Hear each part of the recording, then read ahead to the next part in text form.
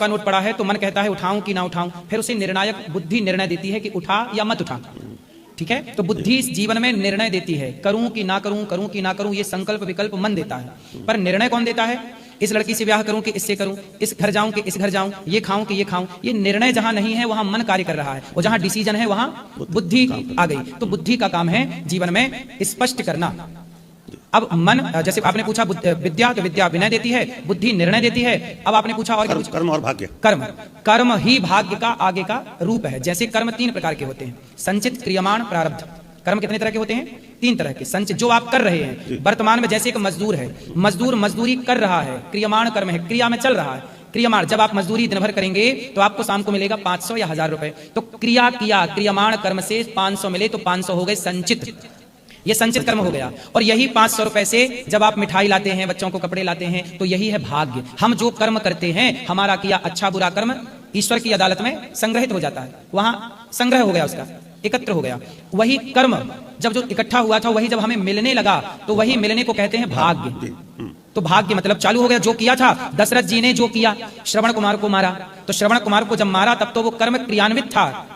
फिर उनके भाग्य में पाप चढ़ गया, कमा लिया ना पाप, मार के शाप लग गया कि जैसे हमें तुमने तड़पाया है ऐसे तुम भी पुत्र के वियोग में। फिर जब मिलने लगा तो वो भाग्य था। उनके लोग कहते मेरे भाग्य में दुख है, भाई तुमने कर्म गलत किया तो भाग्य गलत बनेगा। कर्म, जो बच्चा एग्जाम में सही लिखेगा तो सही कर्म करेगा तो उसके भाग्य में नंबर भी सही सही आएंगे। अब कर्म ना करे और कहे जी भाग्य में 100 नंबर आ जाएं, तो बिना कर्म के भाग्य में 100 नंबर तो नहीं आ सकते। तो कर्म से ही भाग्य का निर्माण होता है।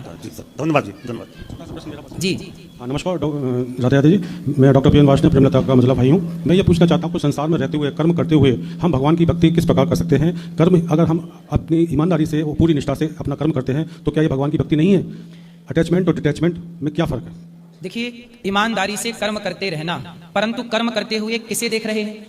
भीम भैया जब जरासंध से युद्ध करने गए, भीम और जरासंध जी का क्या हुआ? भीम भैया का और जरासंध का युद्ध हुआ, 27 दिन तक युद्ध चला। आखिरी में भगवान से भीम भैया बोले कि मैं बहुत पिट चुका हूं, अब और ना लड़ा जाएगा, ये जरासंध बहुत मार रहा है, अब मैं भाग रहा हूं। भगवान बोले कल का युद्ध आप मेरे कहने से कर लो, और युद्ध करते समय केवल मेरी तरफ देख लेना।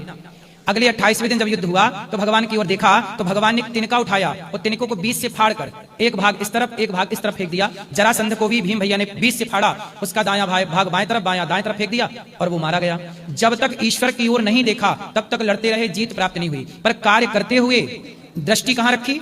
भगवान की ओर। इसलिए जगत का काम करिए, जगत में मन लगाइए, जगत में शरीर से कार्य करिए, परंतु दृष्टि सदा भगवान के चरणों में रखिए।